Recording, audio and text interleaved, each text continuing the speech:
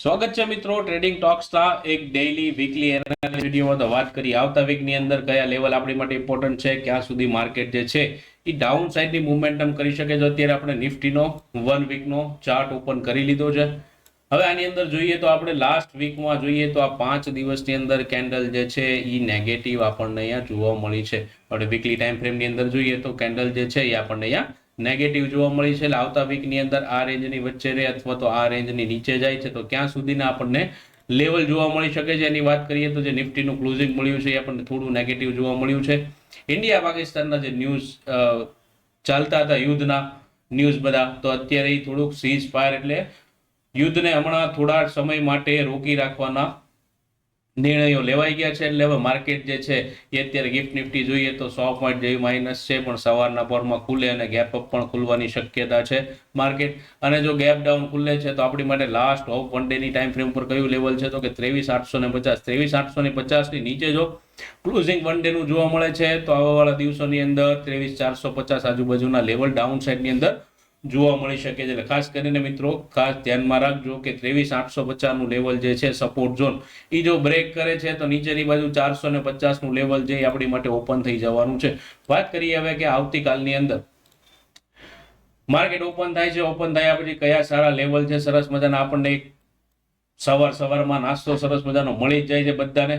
એટલે માર્કેટ જે છે એ દિવસની અંદર સાઇડવેઝ થઈ ગયા પછી પણ એક બે સારા ટ્રેડ આપણને સરસ મજાના આપીને જાય છે. તો માર્કેટ જે છે શુક્રવારે કેવી મુવમેન્ટમ હતી તો એક જ મોટી જબરી કેન્ડલ બનાવી 5 મિનિટની, ધીરે ધીરે નીચે આવ્યું છે, નીચેની મુવમેન્ટ કેપ્ચર કર્યા પછી આખો દિવસ જે છે માર્કેટ સાઇડવેઝ જોવા મળ્યું છે, કોઈ જ ખાસ મુવમેન્ટમ જોવા નથી મળી. તો આપણી માટે હવે સોમવારનો જે ઇમ્પોર્ટન્ટ સપોર્ટ રેઝિસ્ટન્સ છે એ શું બની જવાનો છે તો ઉપરની બાજુ જે છે એ 24,150 નું લેવલ છે, નીચેની બાજુ છે એ 23,900 નું લેવલ છે. આ બે લેવલની વચ્ચે જો માર્કેટ કાંઈ પણ જગ્યાએ ઓપન થાય છે તો વેઇટ એન્ડ વોચ કરજો. ઉપરની બાજુથી કોઈ નેગેટિવ કેન્ડલ આવી તમને જોવા મળે છે તો અહીંયાથી એક સેલિંગ પ્રેશર ફરી પાછું જોવા મળશે અને નીચેની બાજુ સપોર્ટ છે ત્યાં સુધી જોવા મળી શકે છે. હવે માર્કેટ જો ગેપ અપ ખુલે છે તો શું કરવું જોઈએ તો 24,150 ઉપર ગેપ અપ ખુલે છે અથવા તો અહીંયા ક્યાંય ગેપ અપ ખુલે છે 24,080 50 કોઈ પણની જગ્યાએ અને પહેલી કેન્ડલ જો અહીંયા બુલિશ બને છે અને બુલિશ ક્લોઝિંગ જોવા મળે છે તો એક નાનું અમથું રીટેસ્ટનું વેઇટ કર્યા, રીટેસ્ટનું વેઇટ કર્યા પછી જો હાઈ બ્રેક કરે છે તો ઉપરની બાજુ જે સરસ મજાના આપણને ટાર્ગેટ જોવા મળી શકે છે. એટલે ખાસ ધ્યાન રાખજો, ગેપ અપ ખુલે છે માર્કેટ કોઈ પણ રેન્જની અંદર ગેપ અપ ખુલે છે, આ રેન્જની આજુબાજુ પણ જો ગેપ અપ અહીંયા ઓપન થાય છે ને પહેલી કેન્ડલ ઉપરની બાજુ જાય છે, ક્લોઝિંગ મળે છે, રીટેસ્ટ થાય છે અને ઉપરની બાજુ હાઈ બ્રેક કરે છે તો ઉપરની બાજુ જે છે એ 24,300 આજુબાજુના લેવલ જોવા મળી શકે છે.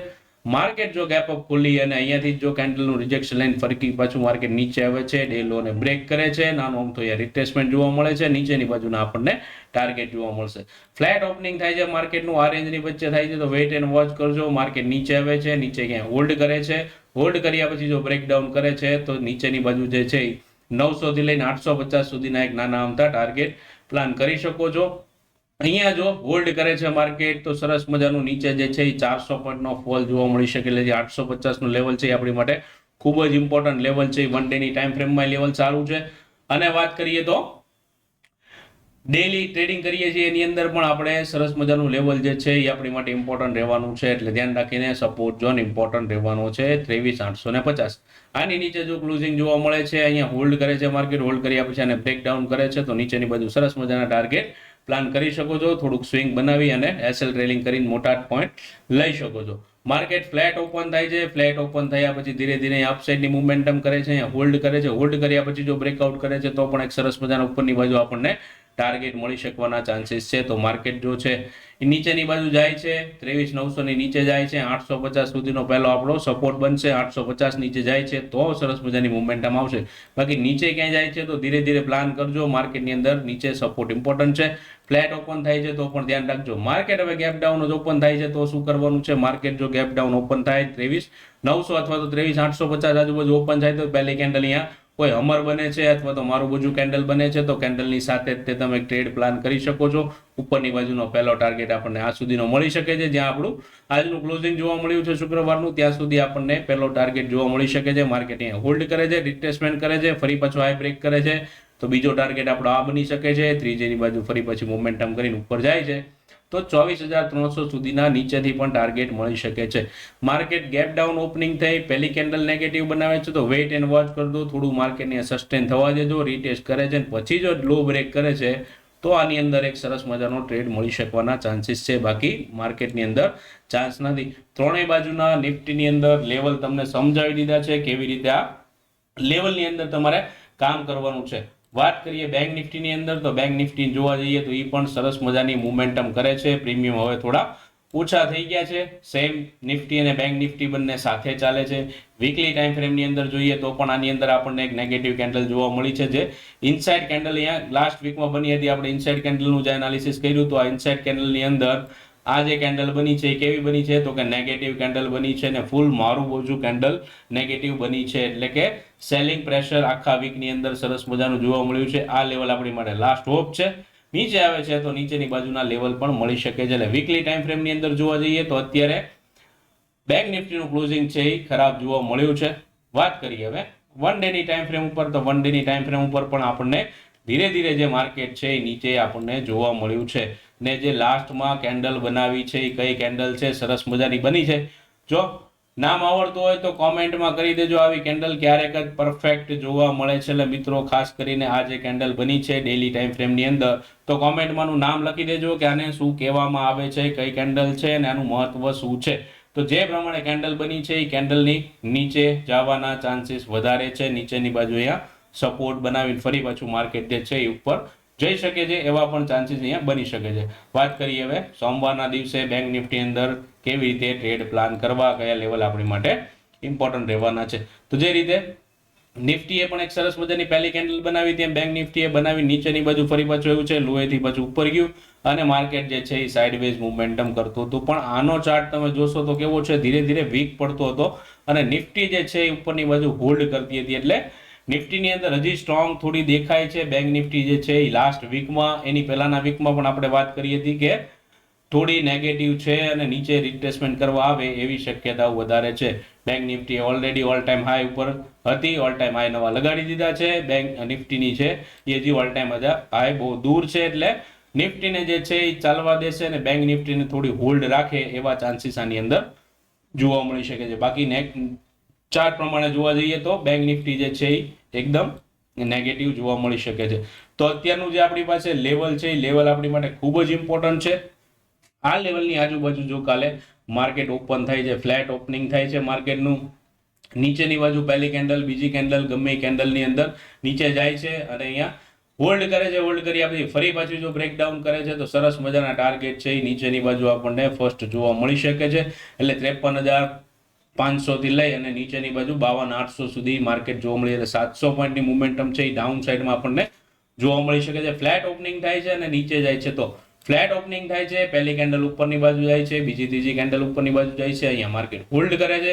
હોલ્ડ કર્યા પછી જો હાઈ બ્રેક કરે છે તો અહીંયા ઉપરની બાજુ એક સરસ મજાનો ટાર્ગેટ આપણને જોવા મળશે, જે છે અહીંયાથી 500 થી લઈ અને 54,200 સુધીનો ટાર્ગેટ છે. એટલે બંને બાજુ છે 500-700 પોઈન્ટની મોમેન્ટમ મળી શકે છે. અને આ રેન્જની વચ્ચે જો આખો દિવસ માર્કેટ સોમવારે રહે છે તો માર્કેટ કયું રહેવાનું છે, સાઇડવેઝ મોમેન્ટમમાં રહેશે. ઇમ્પોર્ટન્ટ શું છે, રેઝિસ્ટન્સ અહીંયા 53,900 નો છે, નીચેની બાજુ સપોર્ટ જે છે એ 53,500 નો છે. આ રેન્જને બ્રેક કરે છે તો જ સારી મોમેન્ટમ આવવાના ચાન્સીસ છે. માર્કેટ ગેપ અપ ખુલે છે, ગેપ અપ ખુલ્યા પછી 53,900 નું લેવલ પહેલી કેન્ડલની અંદર બ્રેક કરે છે. બ્રેક કર્યા પછી નાનું તો રીટેસ્ટ થાય છે, ઉપરની બાજુ જાય છે તો 54,200 સુધી એક સરસ મજાના ટાર્ગેટ આપણને 300 પોઈન્ટ આજુબાજુ મળી શકે છે. માર્કેટ ફરી પાછું રિટ્રેસમેન્ટ કરે છે, હોલ્ડ કરે છે, ઉપરની બાજુ પાછું બ્રેક થાય છે તો સ્વિંગને ખાસ ધ્યાનમાં રાખી હાઈ તોડે છે તો ફરી પાછા એક નવા ટાર્ગેટ માટે પણ તમે પ્લાન કરી શકો છો. માર્કેટ ગેપ અપ ખુલે છે અને પહેલી કેન્ડલ નેગેટિવ બને છે તો રીટેસ્ટ થાય છે, ફરી પાછું નીચેની બાજુ લો બ્રેક કરે છે તો નીચેની બાજુ જે છે એ તમારે અહીંયા સપોર્ટ સુધીના ટાર્ગેટ તમે સ્કેલ્પિંગ પ્લાન કરી શકો છો.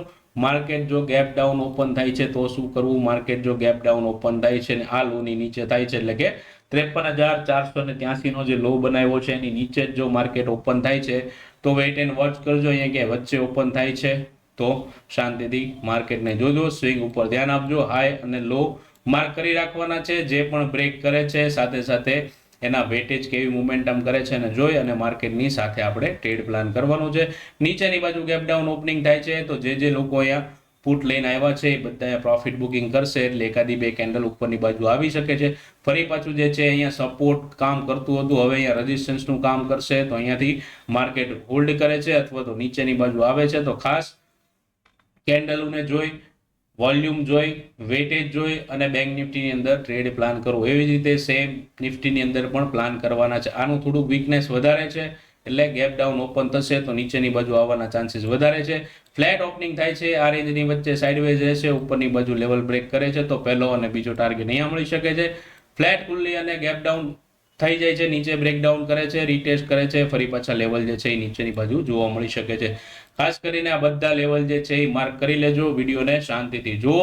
નવરાશના ટાઈમે શાંતિથી સરસ મજાનો વિડીયોને જોશો તો તમને લેવલ પણ ખબર પડી જશે. આ લેવલ છે એ તમારા મોબાઈલ અથવા તો તમે પીસી સેટઅપ ઉપર કામ કરતા હોય તેની અંદર બનાવી નાખવા. ખૂબ જ ઇમ્પોર્ટન્ટ લેવલ રહેવાના છે. આપણે જે પણ એનાલિસિસ કરીએ છીએ માર્કેટ 80 થી 90% એ એનાલિસિસ પ્રમાણે જ ચાલતું હોય છે. એટલે ખાસ કરીને લેવલોને ધ્યાનમાં રાખવું, વાતને સમજવી કે મારું કહેવાનું શું છે, ક્યારે માર્કેટ કઈ મોમેન્ટમ કરે છે, તો અહીંયાથી માર્કેટની અંદર ચાન્સીસ છે ઉપર કે નીચે જવાના. તો મિત્રો સાથે શેર કરી દેજો વિડીયો કે પોતે પણ લેવલ સારા બનાવી લે અને લેવલ પ્રમાણે કામ કરશે તો સરસ મજાના ટાર્ગેટ પણ મળી શકે છે. આપણે ડેઈલી સાંજે 7 થી 8 લાઈવ આવીએ છીએ બિટકોઇનની અંદર. તો ચેનલને સબસ્ક્રાઇબ નથી કરી મિત્રો તો કરી લેજો. મિત્રો સાથે પણ મોકલી દેજો. ડિસ્ક્રિપ્શનમાં લિંક આપી છે ડેલ્ટા ઇન્ડિયાની, એનીથી તમે એકાઉન્ટ પણ ઓપન કરી અને આપણા જે ક્રિપ્ટોના પ્રીમિયમ ગ્રુપ છે એની અંદર જોઈન થઈ શકો છો. તો ફટાફટથી એકાઉન્ટ ન હોય તો ખોલી નાખજો.